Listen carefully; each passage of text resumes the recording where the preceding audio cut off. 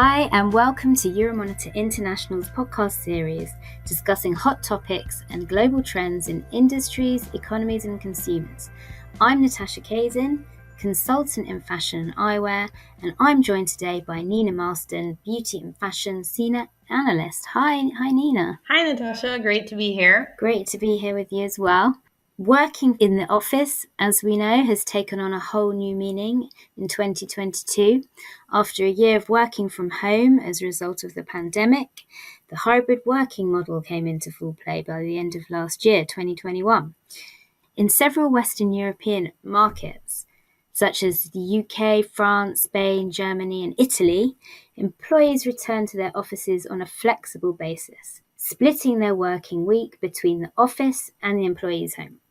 This episode is part of a series we've recently started that explores how hybrid working has impacted several industries in Western Europe. This is the first episode in the series, and today we were going to focus on how retailers are responding to this recent change in working patterns in terms of retailing, product assortment and distribution, including a shift to buying clothes online. The pandemic really has indeed reshaped the way we've worked. And if we look at Euromonitor, we've all been working to a hybrid workplace model since September 2021. Like in my personal situation, for example, I'm required to come into the office 2 days a week. We're mandated to come in on a Wednesday, and then we can choose one other day. And for instance, I choose Monday. What about you, Nina? Yeah, I think it depends on the company. It also depends on the person. I haven't actually been into the office since the pandemic for like health related reasons, but I'm hoping to come in more regularly in the future. Yeah, I think every company and every individual has their own schedule these days. You never really see the same colleague in the office twice in 1 week where we work. But on a wider scale, this sentiment is really evident. And I'm going to quote some voice of the industry data in it here, where almost 70% of businesses surveyed in Western Europe in January 2021 said that their company offers hybrid working. I discovered that Western Europe is in fact the region with the highest number of people working on a hybrid basis compared to Asia Pacific, North America, and Western Europe. And what I find really surprising is that within Europe itself, France surprisingly has the highest number of a working mix between office and home each week, at nearly 85% according to the survey. And this is followed by Germany and the UK. But in contrast, Spain has under half of its businesses offering hybrid working, which means that the majority of people are still working from home at the moment. I find that quite surprising given their traditional working patterns pre-COVID. But now I'm going to hand you over to Nina to start the discussion on how fashion retailers have been responding to the change in working patterns in Europe. Thanks, Natasha. That's really interesting to hear about how different countries in Europe are adapting to flexible working. Speaking about the fashion industry, according to Euromonitor International's findings, sales of suits in the UK plummeted 44% to $562 million in 2020. In contrast, sales in casual wear items such as women's tops, including sweaters, showed growth of 3% in 2020. This we can attribute to the fact that the pandemic has induced a shift to hybrid working models, as you mentioned, which has caused both men and women to dress more casually, in terms of going to work, as they've become more accustomed to dressing comfortably while working from home during lockdowns and in times of strict social distancing. I know that in the UK, many brands and retailers are already adjusting their strategies to meet consumer demands as working patterns change. For example, in August 2021, Marks & Spencer's announced that it would no longer stock suits in over half of its stores. And as part of this response, M&S has also created a dedicated loungewear section to cater to the growing preference for casual aesthetics. I think that's crazy that M&S, once the go-to place for working clothes, is now stopping suits in some of its stores as a result of the pandemic. It's really interesting. And clearly, retailers are recognizing that this trend towards dressing casually in the workplace is not a temporary one, resulting from the working from home government mandates. Indeed, I think this trend is going to transcend the pandemic. Fashion players expect to continue to see a high exception of casual clothes at work, directly impacted by the hybrid working model. Even when consumers go into the office, we noted through our direct research in countries such as Portugal that consumers are less inclined to wear formal clothes, with the majority of meetings being virtual. And I can see that if there's one of you in the office and the other one is at home and you're talking to each other on Team or Zoom, then there isn't actually a need to be dressing up smartly for this. It's definitely acceptable to dress more casually these days, I think. Yeah, for sure. I agree with you. I mean, especially for men, the tie and formal trousers are definitely being dropped because male consumers are opting for something more casual. In Western Europe, formal categories such as suits are not expected to return to previous levels of volume or value sales in the forecast period to 2026 as a result of the shift in dress codes. In Spain, for example, male consumers have been less interested in their ties and instead have started to pay more attention to their socks. Because of this new focus, a number of new players have arrived on the market, namely Naive, Fox and Socks, and Happy Socks. However, in the UK, men have not given up on tailoring completely. Instead, they're changing their approach to the category and pairing elements of a suit with more casual items like knitwear and trainers, with jumpers enjoying particularly strong growth. And to be fair, this more kind of casual take on tailored styles was becoming popular before the pandemic, but obviously this aesthetic preference has become more entrenched since 2020. Some high street players, such as Cause and Uniqlo, are definitely benefiting from this move away from suits and towards this kind of more sophisticated and understated separates look. As hybrid working continues to impact the demand for business wear, formal wear, and occasion wear, we're seeing companies in Western Europe diversifying their strategies away from these formal dress styles to create a more versatile offering. I love that Spanish example with Spanish people paying more attention to their socks and reducing the importance of their ties. But in 2020, we saw the rise of casual sporting working attire. And then, of course, in 2021 was remembered for the increased traction in luxury as consumers emerged into the world thanks to the rollout of the vaccines. But in 2022, I believe fashion will bring a more fluid sense of normality thanks to the hybrid working pattern. Fusion comfort pieces with business attire has increasingly become the norm in the post-pandemic world, where people still need to dress formally for work or in front of the camera while working from home.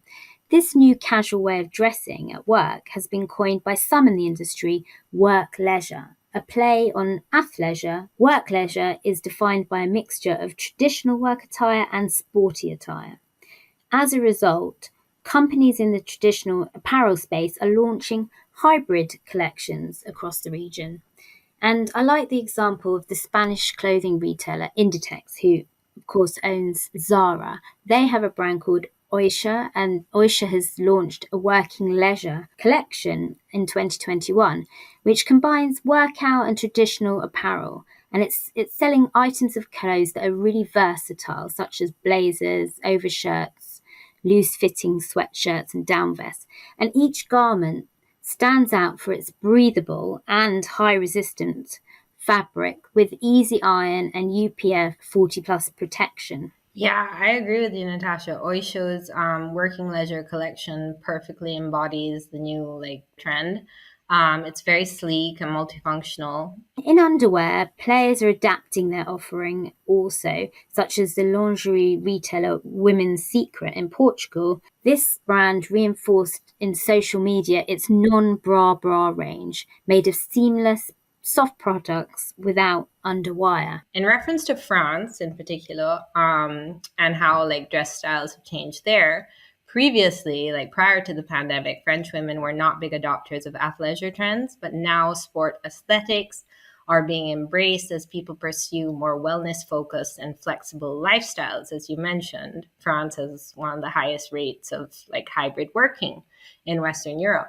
One example of a brand that's really resonating in the French athleisure market is Ernest Leoty, a former corset design brand that has now created polished corset-inspired activewear to be worn to the gym and outside of the gym for drinks and other leisure activities. Furthermore, digitally native brands in France are doing really well, especially the local ones. For example, Asphalt in the menswear category, Notably offers online sales of sports-inspired men's apparel and footwear with a focus on sustainability and features such as a pre-order system, kind of allowing for the brand to be really successful right now. And popular US athletic retailer Lululemon saw massive spikes in sales earlier in the pandemic. And now the company is kind of reimagining clothing for this kind of hybrid working situation or the return to the office. For example, in 2020, the brand launched hybrid working trouser options to be worn for both work and the weekends and running errands. One product is Lululemon City Sleek 4-pocket pants. The trousers are designed with Lululemon's wrinkle-resistant, quick-drying, breathable, stretchy warp stream fabric, which is a lot. That's a lot of features. Furthermore, digital lifestyle brand Hill House Home is another company that adapted to the hybrid lifestyle with Snap Dress product, which experienced explosive growth in the past 2 years of the pandemic. Although the nap dress product was originally launched in 2019 pre-pandemic, the cult popularity of this particular item can certainly be attributed to hybrid working and workers embracing this trend of comfortable clothing that still feels really put together. Yeah, I saw Princess Eugenie wearing the nap dress in a magazine last year when leaving the hospital with her new baby. I like that dress. Yeah, it's really cute. But what we've noticed is that the move to the work leisure wardrobe is particularly pertinent amongst the younger generations. And I'm going to quote some data survey. Compared with other generations, millennials and Gen Z were the highest numbers of respondents that look for performance when buying apparel and footwear. The main buying factor, comfortability, however, is unlikely to ever go away. The survey found that 53% of Europeans claim that comfortability influences their purchases. This is more than value and durability. Elastic waist pants and drawstrings, I think drawstring trousers are going to be really key going forward. I also spoke with Euromonitor's London HR manager recently, and she told me that she's noticed a much more casual approach to the office attire since the return to hybrid working. However, she mainly puts this down to the restriction on inviting clients into the office. And I can see that because for the moment, Euromonitor strictly doesn't let clients in for meetings. But when this does change, so too, I think, will the need for dressing smarter. But actually, for me, I think I would probably opt for a more formal attire as a way of shifting my brain to work mode. I feel it affects my productivity, and ideally I'd go for a skirt and a body with high boots. I like to accessorize with scarves, although it does depend what day of the week I'll be coming into the office. But where we work, so long as you're presentable and look professional, there's no harm in dressing more casual as long as you don't look untidy, right? Yeah, funny you mentioned looking untidy. Although I have not formally been back to the office, like many other consumers, I'm definitely reluctant to give up my more kind of multifunctional and comfortable clothing. I would probably be one of those consumers embracing the haute mess trend. It's kind of like a fashionable scruff aesthetic. And it's kind of a result of consumers realizing that A, they like being comfortable and shouldn't have to sacrifice this at work. And B, looking a bit undone or scruffy is cool because, especially among Gen Z, trying too hard is the ultimate fashion faux pas. And I think this desire for non-conformity and kind of expressing your individuality is a particular mood, especially after the difficulties we've all faced over the past 2 years, which have caused many consumers to kind of reevaluate their priorities and embrace their quirky uniqueness and their authentic selves. That being said, as a millennial, I still like a bit of polished curation, and as going to the office is like an opportunity to socialize and, in quotations, flex your style identity rather than sitting in joggers all day. I would ideally go with something like an oversized blazer, loose tailored trousers or jeans, and some trainers. I love that, the haughty mess trend. So the fashionable scruff, that's great. Now that consumers will be increasingly taking a hybrid approach to work, it is expected that they will continue to make a large proportion of their purchases online because consumers have become accustomed to this way of shopping. So in 2021 alone, sales of e-commerce in apparel and footwear in the region of Western Europe, of course, grew by 18%. Best price, free shipping, ability to order at any time from anywhere, and the ease and the availability of delivery are the top criteria for consumers when buying their apparel purchases online, according to our surveys. A number of Western European players have already benefited from this boost online, supercharged by the pandemic. For instance, the Spanish group, as I mentioned before, Inditex, expects online sales to account for more than 25%. That's a quarter of its full year 2021 revenue. And in 2019, online sales only represented 14% of total sales. So that's a big leap. Developing a compelling online experience is also a vital component of Swedish player H&M's growth strategy. And for sure, I'm going to be shopping more online with my clothes as this has become part of my habit as well. And one factor that puts me off buying online is the return process. For example, I bought recently a pair of DM boots last week, and they were faulty, and the number of questions from customer service team were immense before they actually sent me the label so that I could return it, and I found that quite frustrating. Yeah, I totally agree with you. I think the problem is that there's like no uniform standard of service in terms of like delivery and returns, because some retailers really make it easier than others. I personally love shopping online. I was a big online shopper even before the pandemic because I hate fitting rooms and I hate the hassle of going into the center of town, or even worse, the center of London. However, I feel that sizing is one factor that would still motivate me to buy certain clothing items in store. For instance, in the past year, I've bought about 15 pairs of jeans online, and I've had to send every single one back because they were the wrong size or the wrong wash, in terms of like length or, the tightness around the waist, that sort of thing. And for this reason alone, I would be motivated to go in store to try on a pair of jeans that actually fits properly. But obviously, I would prefer if the store was near my workplace because of the convenience. And I really think that in terms of physical retailing, the most important aspects now are obviously like convenience and seamlessness in terms of location and service, and obviously the availability of desired products. So in that way, like fast and effective stock management is super important. And of course, if this is all integrated with the online experience of the brand, that's even better. Yeah, this strategy has really been underpinned by several retailers, especially Inditex, who's made its progression towards large flagship stores in prime locations and online expansion. But thank you so much, Nina, for sharing your insights. And just to sum up, just as the hybrid working model becomes a new way of life, so too will flexibility and fluidity become the strategy of Western Europe businesses in their fight to remain competitive. In terms of product assortment, clothing manufacturers should embrace items with multifunctional purpose that will not only look presentable in the office, but also comfortable enough to wear at home.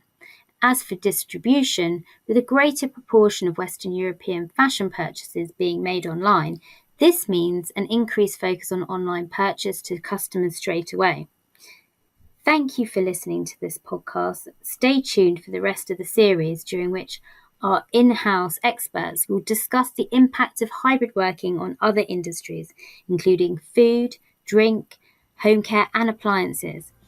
And remember, you can find all of our multimedia, including videos, podcasts, and articles on our website at euromonitor.com/insights.